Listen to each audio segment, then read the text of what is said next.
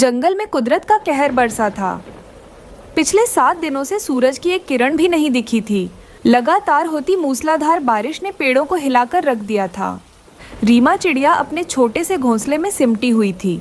उसके पास एक उसका अपना अंडा था और एक विशाल अंडा जो माही चील का था। जब माही चील की मौत हुई तो रीमा ने सिर्फ एक अंडा नहीं उठाया था, बल्कि एक चुनौती उठाई थी। घोंसले में हलचल हुई। पहले रीमा की बेटी चुटकी बाहर आई और फिर एक भारी आवाज़ के साथ चीलू का जन्म हुआ। चीलू का आकार चुटकी से 3 गुना बड़ा था। उसे पालना रीमा के लिए पहाड़ चढ़ने जैसा था। माँ, बहुत ठंड है। ये बड़ा सा पक्षी कौन है? ये मुझे डरा रहा है। डरो मत चुटकी, ये तुम्हारा भाई है।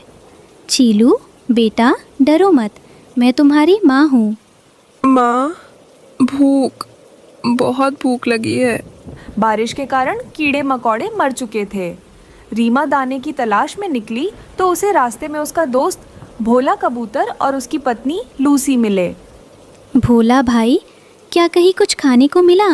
मेरे बच्चे भूखे हैं। रीमा बहन, अनाज तो सब सड़ गया, पर तुम उस चील के बच्चे को क्यों पाल रही हो? वो बड़ा होगा तो तुम्हें ही खा जाएगा। हाँ रीमा, देखो मैं अपने बच्चों के लिए कितनी परेशान रहती हूँ। उस शिकारी को छोड़ दो, वरना कोई पक्षी तुम्हारी मदद नहीं करेगा। तभी वहाँ पर पिंकी कौवी आ जाती है और वो रीमा से कहती है, सुनो रीमा, कालू और मैंने फैसला किया है कि तुम्हें इस इलाके से जाना होगा। तुम्हारी वजह से मौत हमारे सर पर मंडरा रही है। पिंकी, तुम तो समझदार हो। क्या बच्चा अपनी फितरत चुनकर पैदा होता है? अगर मैं इसे छोड़ दूं तो मैं माँ कहलाने के लायक नहीं रहूंगी। कालू कौवा और उसकी पत्नी गोरी ने मिलकर योजना बनाई कि जब रीमा खाने की तलाश में दूर जाएगी तो वे चीलू को घोंसले से धक्का दे देंगे। गोरी, जैसे ही बिजली कड़के तुम रीमा का ध्यान भटकाना, मैं उस भारी चूजे को नीचे गिरा दूंगा। इस तरह हमारे सर दर्द चली जाएगी और हमारा बेटा जग्गू और हमारे अंडे सुरक्षित रह पाएंगे। अरे वाह मेरे सुंदर पति, आपका उपाय तो बहुत अच्छा है। ठीक है जी, वैसे भी वो चील का बच्चा हमारे अंधों के लिए खतरा है। बिजली कड़की, तूफान और तेज हो गया। कालू और गोरी रीमा के घोंसले की तरफ बढ़े, लेकिन तभी कुदरत ने करवट बदली। जिस डाल पर कालू और गोरी का घोंसला था, वो घोंसला हवा के कारण इधर से उधर हिलने लगता है। अंदर तो जग्गू था, वो तो बहुत डर जाता है। माँ, बचाओ बचाओ, पापा बचाओ, मुझे बहुत डर लग रहा है, मैं उड़ जाऊंगा, बचाओ। और तेजी से एक हवा का झोंका आ जाता है, जिसके कारण उनका घोंसला हवा में उड़कर दूसरी तरफ जाने लगता है। ये सब गोरी और कालू देखकर रोने लग जाते हैं और मदद के लिए पुकारने लगते हैं। कालू और गोरी चीखने लगे, कोई बचाओ, कोई बचाओ, कोई मेरे बेटे को और मेरे अंडों को बचाओ। कालू जी देखिए, कालू जी, मेरा जग्गू, मेरा अंडे उड़कर कहीं जा रहे हैं, कोई बचाओ। पूरा जंगल तमाशा देख रहा था, पर किसी में हिम्मत नहीं थी कि उस तेज बहाव और बारिश में उन्हें बचाए। रीमा भी बेबस थी। तभी नन्हा चीलू, जिसके पंख अभी पूरी तरह नहीं खुले थे, उसने एक तेज और लंबी उड़ान भरी। चीलू, नहीं बेटा, बहुत खतरा है। चीलू ने अपनी माँ की बात नहीं सुनी। उसने अपनी चील वाली ताकत का इस्तेमाल किया। उसने हवा के थपेड़ों को चीरा और उस घोंसले को अपने पंजों से पकड़ लिया। चीलू ने अपनी जान की बाजी लगा दी और डूबते हुए कालू गोरी के घोंसले को एक पेड़ के पास लाकर रख दिया। चाचा चाची, अब आपका बेटा और अंडे अब सुरक्षित है। माँ कहती है कि हम सब एक ही जंगल का हिस्सा हैं। मुझे माफ कर दो चिल्लू बेटा, आज से तुम मेरे बेटे हो। तुम जो चाहोगे मैं इस जंगल से वो लाकर तुमको खिलाऊंगी। आज से तुम्हें किसी भी चीज की कमी होने नहीं दूंगी। अगली सुबह बारिश थम गई। आसमान साफ था। कालू और गोरी शर्मिंदगी से झुके हुए रीमा के पास आए। उनके पीछे पिंकी कौवी, भोला और लूसी भी थे। उनके हाथों में थोड़े बहुत दाने और फल थे जो उन्होंने बचा कर रखे थे। रीमा, मुझे माफ कर दो। मैं जिसे मौत समझ रहा था वही मेरी जिंदगी बनकर आया। चीलू ने आज हम सबकी आंखें खोल दी। आज से हम लोग चीलू को कुछ भी चीज की कमी नहीं होने देंगे। इसीलिए आज हम लोग अनाज लेकर आए हैं चीलू के लिए। वाकई रीमा, तुम जीत गई। तुम्हारी ममता ने एक शिकारी को रक्षक बना दिया। आज से चीलू भी हमारा परिवार है। माँ देखो, सब भाई के लिए खाना लाए हैं। आज से इस जंगल में कोई दुश्मन नहीं है। चीलू और चुटकी, तुम दोनों मेरे दो हाथ हो, एक छोटा और एक बड़ा, पर दोनों मेरे दिल के करीब। जंगल में अब खुशी का माहौल था। चीलू अब सिर्फ एक चील नहीं था, वो जंगल का रखवाला था। रीमा चिड़िया की छोटी सी दुनिया अब पूरे जंगल का परिवार बन चुकी थी। ममता का कोई रंग या नस्ल नहीं होती। एक माँ का प्यार नफरत को भी अपनेपन में बदल सकता है। सुंदरवन के जंगल में इस बार जाड़ा कुछ पहले ही आ गया था। आसमान से रुई के फाहों जैसी बर्फ गिर रही थी और पूरा जंगल सफ़ेद चादर में लिपटा हुआ था।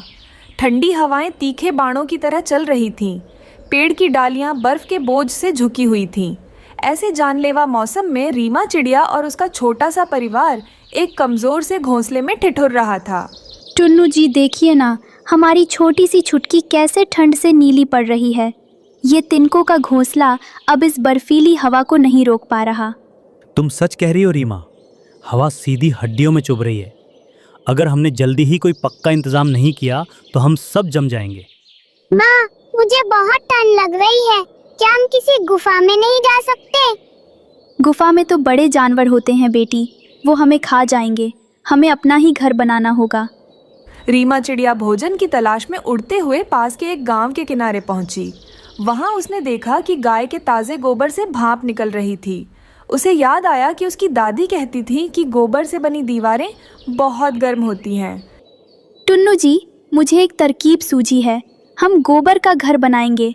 वो सूखने पर पत्थर जैसा मजबूत हो जाएगा और अंदर से बहुत गर्म रहेगा। रीमा और टुन्नू ने काम शुरू किया।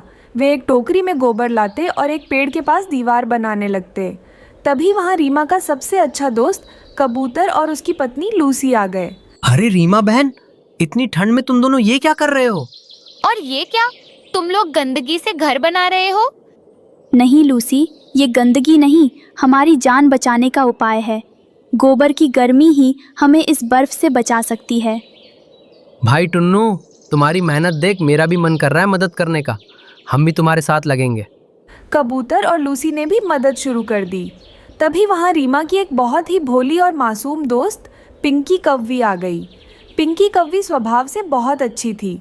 बिल्कुल अपने काले रंग के विपरीत उसका मन उजला था। रीमा दीदी, मैं क्या करूं? मुझे भी काम दो ना। मुझे बर्फ में खेलने में मजा आ रहा है, लेकिन आपकी मदद भी करनी है। पिंकी, तुम बस छत के लिए नरम सूखी घास जमा कर दो। सब मिलकर काम कर रहे थे, लेकिन पास ही की डाल पर बैठा कालू कौवा और उसकी पत्नी गोरी कौवी ये सब देख रहे थे और जोर जोर से हंस रहे थे। देखो गोरी, ये बेवकूफ चिड़िया गोबर के महल बना रही है। छी, कितनी बदबू आएगी इसमें। सही कहा कालू जी, हमने तो अपना घोंसला सबसे ऊंचे पेड़ की सबसे ऊपरी डाली पर बनाया है ताकि हम दुनिया को देख सकें। ये लोग तो कीड़ों की तरह गंदगी में रहेंगे। कालू भाई, हंसी मत उड़ाओ। वक्त आने पर पता चलेगा कि किसकी समझदारी काम आई। 2 दिन की कड़ी मेहनत के बाद रीमा का गोबर का घर तैयार हो गया। गोबर सूखकर सख्त हो गया था और अंदर एक अजीब सी गर्माहट थी। बाहर बर्फ का तूफान अब और भी भयानक हो चुका था। शाम ढलते ही जंगल में सन्नाटा छा गया। सिर्फ हवा की साए साए और एक भयानक आवाज़ गूंज रही थी, एक दुष्ट चील की आवाज़। आज तो बहुत ठंड है, शिकार भी नहीं मिल रहा। कोई भी छोटा पक्षी मिल जाए तो मेरा पेट भर जाए। रीमा, टुन्नू, छुटकी, कबूतर, लूसी और पिंकी कौवी सब उस छोटे लेकिन मजबूत और गर्म गोबर के घर में दुबके बैठे थे और गर्माहट थी। माँ, अब बिल्कुल ठंड नहीं लग रही। ये घर तो बहुत अच्छा है। सच में रीमा, मुझे तो विश्वास ही नहीं हो रहा कि बाहर तूफान है और हम यहाँ मजे में हैं। और देखो, दीवारों से अब खुशबू आ रही है, सोंधी सोंधी। दूसरी तरफ कालू कौवा और गोरी कौवी का हाल बुरा था। उन्होंने अपना घोंसला सबसे ऊपरी डाली पर बनाया था, जहाँ ठंडी हवा के थपेड़े सबसे ज्यादा लग रहे थे। अचानक आए तूफान के एक झोंके ने उनके फैंसी घोंसले को तिनका तिनका करके उड़ा दिया। बचाओ, मेरा घर उड़ गया। गोरी, तुम ठीक हो? मेरे पंख जम रहे हैं कालू जी, हम कहाँ जाएं? वे दोनों जान बचाने के लिए नीचे की तरफ भागे। तभी उस दुष्ट चील की नजर उन पर पड़ गई। आहा, आज का खाना मिल गया। 2 मोटे कौवे। भागो गोरी, वो शैतान चील हमारे पीछे है। कालू और गौरी अपनी जान बचाने के लिए इधर उधर उड़ने लगे, लेकिन ठंड की वजह से उनकी रफ्तार कम हो गई थी। चील उनके बेहद करीब आ चुकी थी। उनकी नज़र सामने बने रीमा के मजबूत घर पर पड़ी। रीमा बहन, टुन्नू भाई, दरवाजा खोलो, हमें बचा लो, चील हमें खा जाएगी। पिंकी, लूसी, प्लीज दरवाजा खोलो, हम माफी मांगते हैं। घर के अंदर सबने उनकी आवाज़ सुनी। टुन्नू दरवाज़ा खोलने ही वाला था कि लूसी ने रोका। नहीं, अगर दरवाजा खोला तो वो चील भी अंदर आ सकता है। लेकिन हम उन्हें मरने के लिए नहीं छोड़ सकते लूसी। टुन्नू ने झटके से छोटा सा दरवाज़ा खोला। कालू और गौरी गिरते पड़ते अंदर आ गए। चील ने भी तेजी से झपट्टा मारा, लेकिन टुन्नू ने तुरंत दरवाज़ा बंद कर दिया। चील की चोंच सख्त गोबर की दीवार से टकराई। खोल दरवाजा, ये दीवार पत्थर जैसी कैसे हो गई? चील ने अपने पंजों से उस घर को तोड़ने की बहुत कोशिश की। वह बार बार चोट करता, लेकिन सूखा हुआ गोबर अब ईंट जैसा मजबूत हो चुका था। ऊपर से घर की गोल बनावट के कारण बर्फ और चील के पंजे फिसल रहे थे। हारकर और ठंड से ठिठुरकर चील वहां से उड़ गया। घर के अंदर अब शांति थी। कालू और गौरी एक कोने में दुबके हुए कांप रहे थे। रीमा बहन, टुन्नू भाई, मुझे माफ कर दो। मैंने तुम्हारे घर का मजाक उड़ाया था। आज उसी गंदगी ने हमारी जान बचाई है। हाँ, हमारा ऊंचा और सुंदर घोंसला एक पल में उड़ गया, लेकिन तुम्हारी मेहनत और समझदारी ने हम सबको बचा लिया। कोई बात नहीं कालू भाई, मुसीबत में ही पता चलता है कि कौन अपना है। ये घर सिर्फ मेरा नहीं, हम सबका है। कालू अंकल, आप रोना बंद करो। देखो, माँ ने हम सबके लिए दाने जमा करके रखे हैं। सही कहा, विपत्ति में अहंकार नहीं, साथ काम आता है। उस रात बाहर बर्फीला तूफान और भी तेज हो गया था, लेकिन अंदर का माहौल पूरी तरह बदल चुका था। वहाँ अब कोई दुश्मन नहीं था, सब दोस्त थे। रीमा, टुन्नू, छुटकी, कबूतर, लूसी, पिंकी, कालू और गौरी सब एक साथ मिलकर मज़े से दाना चुग रहे थे और कहानियाँ सुना रहे थे। पिंकी कव्वी अपनी मासूम बातों से सबको हंसा रही थी। सुबह हुई तो मौसम साफ हो चुका था। सूरज की किरणें बर्फ पर चमक रही थीं। रीमा का गोबर का घर सोने की तरह दमक रहा था। उस दिन जंगल के सभी पक्षियों ने सीखा कि दिखावे से ज़्यादा मजबूती और समय पर की गई मेहनत काम आती है। और सबसे बड़ी बात, सच्चा दोस्त वही है जो बुरे वक्त में दरवाज़ा बंद न करे। जंगल में कड़ाके की ठंड पड़ रही थी। चारों तरफ बर्फ की सफ़ेद चादर बिछी हुई थी। पेड़ पौधे सब बर्फ से ढके थे और ठंडी हवाएं हड्डियों को कंपा देने वाली थीं। इसी बर्फीले तूफान के बीच एक पुराने पेड़ पर रीमा चिड़िया और टुन्नू का घोंसला था। घोंसले में एक कीमती अंडा रखा था और उसकी हिफाजत रीमा की बूढ़ी माँ कर रही थी। माँ, हवा बहुत तेज़ है, आप अंडे के ऊपर से हट जाइए, मैं बैठ जाती हूँ। आपकी तबीयत वैसे भी ठीक नहीं है। नहीं रीमा बेटी, तुम अभी जवान हो, तुम्हें भोजन की तलाश में जाना होगा। मेरे शरीर में अब ज़्यादा जान नहीं है, लेकिन मेरे पंखों में अभी भी इतनी गर्मी है कि मैं अपनी नाती या पोते को इस बर्फ से बचा सकूं। सासू माँ, आप बहुत ज़िद्दी हैं। बाहर देखिए, बर्फ रुकने का नाम नहीं ले रही। हमारे पास खाने के लिए एक भी दाना नहीं बचा है। टुन्नू बेटा, तुम और रीमा जाओ, पिंकी और कबूतर के साथ मिलकर कुछ ढूंढो। फिक्र मत करो, जब तक मेरी सांस चल रही है इस अंडे को आज भी नहीं आने दूंगी। ठीक है माँ, हम जल्दी वापस आएंगे, अपना ख्याल रखना। रीमा और टुन्नू भारी मन से उड़ जाते हैं। नानू चिड़िया अपने कांपते पंखों से अंडे को पूरी तरह ढक लेती है। दूसरी तरफ कालू कौवा और उसकी पत्नी गौरी ठंड से बेहाल थे। वे दोनों स्वभाव से बहुत आलसी और दुष्ट थे, लेकिन कालू की माँ बहुत ही नेक दिल और समझदार थी। कालू जी, मुझे बहुत तेज भूख लगी है। इस बर्फ में तो कोई कीड़ा भी बाहर नहीं निकल रहा। अगर आज खाना नहीं मिला तो मैं मर जाऊंगी। अरे भाग्यवान, थोड़ा सब्र करो। मैंने देखा है कि रीमा, चिड़िया और टुन्नू बाहर गए हैं। उनके घोंसले में एक बड़ा सा अंडा है और वहाँ सिर्फ वो बुढ़िया बैठी है। खबरदार कालू, अगर तुमने उस बेचारी बूढ़ी चिड़िया या उसके अंडे को हाथ भी लगाया, पाप लगेगा तुझे। दूसरों का घर उजाड़ कर अपना पेट भरना कभी फलदायी नहीं होता। माँ, तुम तो चुप ही रहो, तुम्हारे धर्म कर्म से पेट नहीं भरता। गौरी, चलो मेरे साथ, आज तो दावत होगी। हाँ चलिए, वो बुढ़िया हमारा क्या क्या बिगाड़ लेगी। कालू और गौरी अपनी बूढ़ी माँ की बात अनसुनी करके वहाँ से उड़ जाते हैं। वो बूढ़ी माँ दुखी होकर भगवान से प्रार्थना करती है और उनके पीछे धीरे धीरे उड़ती है। रीमा और टुन्नू की मुलाकात उनके दोस्तों से होती है। कबूतर, उसकी पत्नी लूसी और पिंकी कौवी सब मिलकर बर्फ के नीचे दबे दाने ढूंढ रहे थे। रीमा, तुम इतनी परेशान क्यों लग रही हो? पिंकी, मुझे माँ की बहुत चिंता हो रही है। वो बहुत बूढ़ी हैं और ठंड बहुत ज़्यादा है। वो अंडे को छोड़कर हिल भी नहीं रही। रीमा, तुम डरो मत, बड़ों का आशीर्वाद बहुत ताकतवर होता है। चलो, मुझे वहाँ थोड़ा सूखी लकड़ियाँ और कुछ बेरीज मिली हैं। हाँ, हम सब मिलकर चलते हैं। लकड़ियों से तुम्हारे घोंसले में थोड़ी गर्मी हो जाएगी। धन्यवाद दोस्तों, तुम लोग सच में बहुत अच्छे हो। तभी अचानक मौसम और खराब हो जाता है। तेज आंधी चलने लगती है। अरे नहीं, ये तो बर्फीला तूफान है। हमें जल्दी घर लौटना होगा, वरना हम सब बर्फ में जम जाएंगे। इधर रीमा के घोंसले पर खतरा मंडरा रहा था। कालू और गोरी वहां पहुंच चुके थे। बूढ़ी चिड़िया बर्फ से लगभग जम चुकी थी, लेकिन उसने हिलना बंद नहीं किया था। अरे ओ बुढ़िया, हट जा वहाँ से। हमें वो अंडा दे दे, वरना तेरी हड्डियों का चूरा बना दूंगा। कालू, चले जाओ यहाँ से, ये मेरे बच्चे की निशानी है। कालू जी, बातों में समय बर्बाद मत करो। इसे धक्का दो और अंडा उठा लो। मैं मर जाऊंगी, पर तुम्हें इसे छूने नहीं दूंगी। कालू ने अपनी चोंच से बूढ़ी चिड़िया पर हमला किया। बूढ़ी चिड़िया दर्द से कराह उठी, लेकिन उसने अंडे को अपने सीने से और कसकर लगा लिया। नहीं, तुम इसे नहीं ले जा सकते। कालू ने बूढ़ी चिड़िया के पंख नोचने शुरू कर दिए। बुढ़िया खून से लथपथ हो गई थी, लेकिन उसने हार नहीं मानी। कालू जैसे ही बूढ़ी चिड़िया को घोंसले से नीचे गिराने वाला था, तभी वहां एक जोरदार आवाज आई। कालू की माँ वहां आ पहुंची। रुक जा दुष्ट! उसने अपनी पूरी ताकत से कालू के सिर पर एक सूखी टहनी दे मारी। आह माँ, तुम मुझे क्यों मार रही हो? शर्म नहीं आती तुझे, एक बूढ़ी और लाचार माँ पर हमला करते हुए?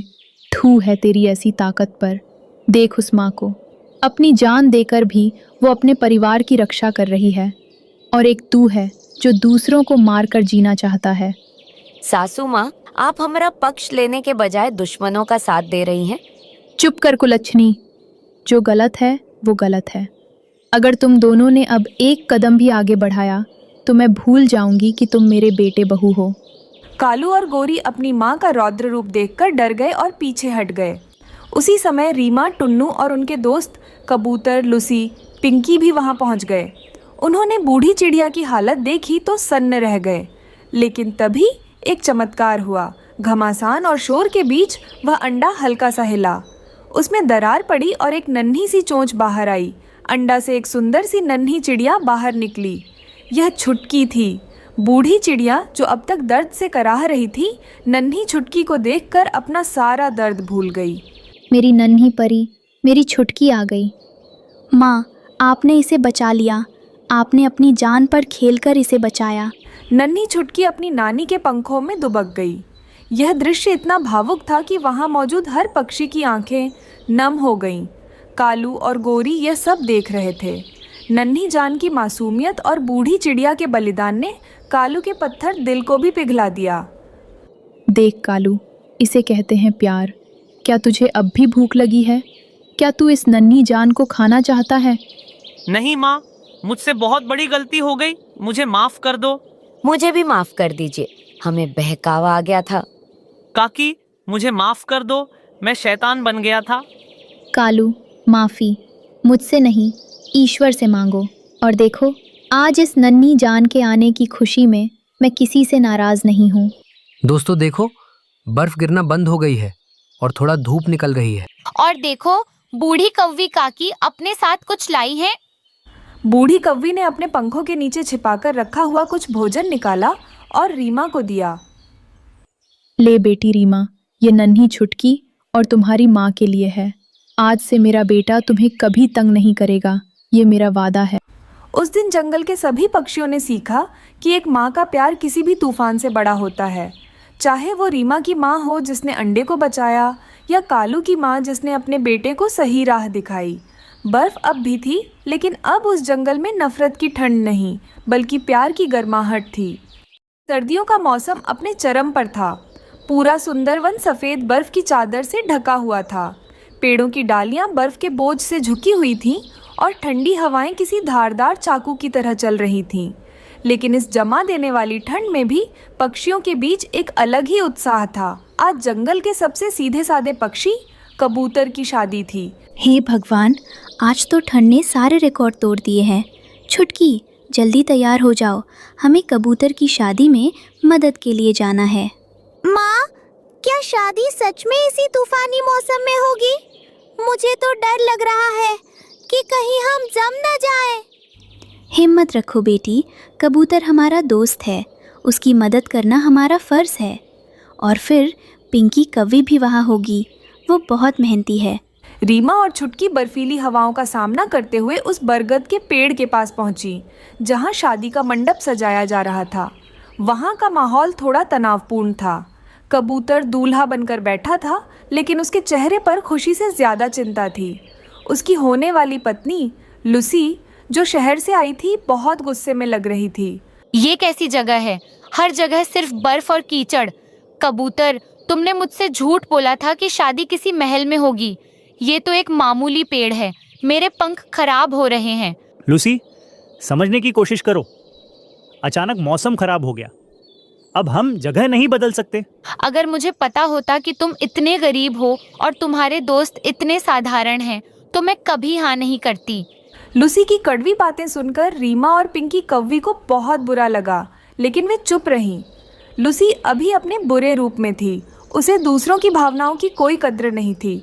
जहाँ एक तरफ शादी की रस्में शुरू होने वाली थीं, वहीं दूसरी तरफ जंगल के सबसे बदमाश पक्षी कालू और उसकी पत्नी गोरी कौवी बैठे थे। उनकी आंखों में जलने और लालच था। देख रही हो गोरी, इस कबूतर की शादी में कितना सारा खाना बना है और हम यहाँ ठंड में भूखे मर रहे हैं। हाँ कालू जी, मुझे वो खीर और दाने चाहिए। हमें कुछ ऐसा करना होगा जिससे शादी रुक जाए और सारे मेहमान भाग जाएं। फिर हम सारा खाना आराम से खाएंगे। बिल्कुल, मेरे पास एक योजना है। जब फेरे शुरू होंगे, हम पीछे से हमला करेंगे और शोर मचा देंगे कि बाढ़ आ गई। भगदड़ में हम खाना चुरा लेंगे। शादी की रस्में शुरू हुई। पंडित जी मंत्र पढ़ रहे थे। तभी अचानक हवा की गति तेज हो गई। ये सामान्य हवा नहीं थी, ये एक बर्फीला तूफान था। मौसम आज उनका सबसे बड़ा दुश्मन बन गया था। बर्फ के ठंडी ठंडी गोले आसमान से गिरने लगे। सब लोग संभल जाओ, तूफान बढ़ रहा है। इसी अफरा तफरी के बीच आसमान में एक काला साया मंडराया। वो थी माही चील। माही चील जंगल की सबसे खतरनाक शिकारी थी। उसकी नजरें शादी के खाने पर नहीं, बल्कि मेहमानों पर थीं। हा हा हा, आज तो दावत होगी। एक साथ इतने सारे शिकार। इस तूफानी मौसम ने तो मेरा काम आसान कर दिया। भागो, माही चील आ गई है। माही चील ने झपट्टा मारा। उसका निशाना नन्ही छुटकी थी। छुटकी डर के मारे बर्फ में जम सी गई थी। माँ, बचाओ! ये सब क्या हो रहा है? मुझे मेरे घर जाना है। कबूतर, तुम कितने कमजोर हो, अपनी रक्षा भी नहीं कर सकते। माही चील छुटकी को पकड़ने ही वाली थी कि तभी कुदरत का कहर माही पर ही टूट पड़ा। तेज हवा के झोंके से एक भारी भरकम डाल टूटी और सीधे माही चील के पंख पर आ गिरी। माही दर्द से कराह उठी और बर्फ में गिर पड़ी। वो अब उड़ नहीं सकती थी। उधर कालू और गौरी, जो खाना चुराने आए थे, तूफान में फंस गए। वे दोनों ठिठुरते हुए जमीन पर गिर पड़े और अचानक से उनके ऊपर बर्फ गिर गया था। तूफान इतना तेज था कि एक पेड़ लूसी के ऊपर गिरने ही वाला था। आज तो मैं गई। लूसी ने आंखें बंद कर लीं। तभी एक चमत्कार हुआ। रीमा और पिंकी ने अपनी जान की परवाह किए बिना अपनी पूरी ताकत लगाकर उस पेड़ को पकड़ लिया। तुमने मुझे बचाया, जबकि मैंने तुम सबका कितना अपमान किया था। हम जंगल वाले हैं लूजी, हम मुसीबत में अपनों का साथ नहीं छोड़ते, चाहे वे हमसे नफरत ही क्यों ना करें। रीमा की इस बात ने लूसी का दिल पिघला दिया। उसका घमंड चूर चूर हो गया। उसने देखा कि कबूतर भी अपनी जान जोखिम में डालकर मेहमानों को सुरक्षित जगह ले जा रहा है। लूसी समझ गई कि असली सुंदरता दिल की होती है, महलों की नहीं। उधर माही चील बर्फ में दबी तड़प रही थी। उसे लगा कि अब ये पक्षी मिलकर उसे मार डालेंगे। माँ, देखो, इसे बहुत चोट लगी है। हमें इसकी मदद करनी चाहिए। पागल हो गई हो छुटकी? ये हमें खाने आई थी। नहीं पिंकी, इस वक्त ये लाचार है और मरते हुए को मारना ठीक बात नहीं है। रीमा और कबूतर ने मिलकर उस पेड़ को वहां से हटा दिया। ये देखकर माही की आंखों में आंसू आ गए। उसने आज तक सिर्फ नफरत देखी थी, पहली बार किसी ने उस पर दया दिखाई थी। मैं तुम सबको मारने आई थी और तुम मेरी जान बचा रहे हो। आज से मैं तुम्हारी दोस्त हूँ। मैं कसम खाती हूँ, इस इलाके में कोई भी शिकारी तुम पर हमला नहीं करेगा। लेकिन तूफान अभी भी नहीं रुका था और कालू कौवा अभी भी अपनी हरकतों से बाज नहीं आया था। कालू ने देखा कि सब माही और लूसी में व्यस्त हैं, तो उसने शादी की माला और खाने का बर्तन चुराने की कोशिश की। गोरी, जल्दी करो, यही मौका है। लेकिन अब हालात बदल चुके थे। अब रीमा अकेली नहीं थी, उसके साथ एक शक्तिशाली चील भी थी। माही ने कालू को देख लिया। कालू, खबरदार अगर तुमने खाने को हाथ भी लगाया। माही की आवाज़ सुनकर कालू और गोरी की सिट्टी पिट्टी गुम हो गई। वे समझ गए कि अब उनका दांव नहीं चलेगा। निकल जाओ यहाँ से। यहाँ सिर्फ वो रहेंगे जो प्यार करना जानते हैं, चोरी करना नहीं। कालू भाई, अगर तुम्हें भूख लगी थी तो मांग लेते, हम मना नहीं करते। लेकिन चोरी करके तुमने साबित कर दिया कि तुम हमारी खुशी में शामिल होने लायक नहीं हो। कालू और गोरी को अपनी जान बचाकर वहां से भागना पड़ा था। तूफान अब भी बाहर शोर मचा रहा था, लेकिन माही चील ने सबको पास की एक सुरक्षित गुफा का रास्ता दिखाया। गुफा के अंदर ठंड कम थी। रीमा और पिंकी ने वहां आग जलाकर रोशनी कर दी। पंडित जी ने गुफा के अंदर ही शादी की रस्में पूरी की। माफ करना कबूतर, मैंने तुम्हें बहुत गलत समझा। ये जगह किसी भी महल से ज्यादा सुंदर है, क्योंकि यहाँ सच्चे दोस्त हैं। मुझे खुशी है कि तुम्हें यह बात समझ आ गई, लूसी। माही चील गुफा के बाहर पहरा दे रही थी ताकि कोई और जानवर अंदर ना आ सके। वाह, ये तो दुनिया की सबसे अनोखी शादी है। बाहर बर्फ का तूफान और अंदर खुशियों की गर्मी। सच कहा छुटकी। जब सब मिलजुल कर रहें तो बड़े से बड़ा तूफान भी हमारा कुछ नहीं बिगड़ सकता। और इस तरह तमाम मुश्किलों, तूफानों और दुश्मनों के बावजूद जंगल में कबूतर की शादी संपन्न हुई। बर्फ गिरती रही, लेकिन उनके दिलों की गर्मी ने उस सर्द रात को भी यादगार बना दिया।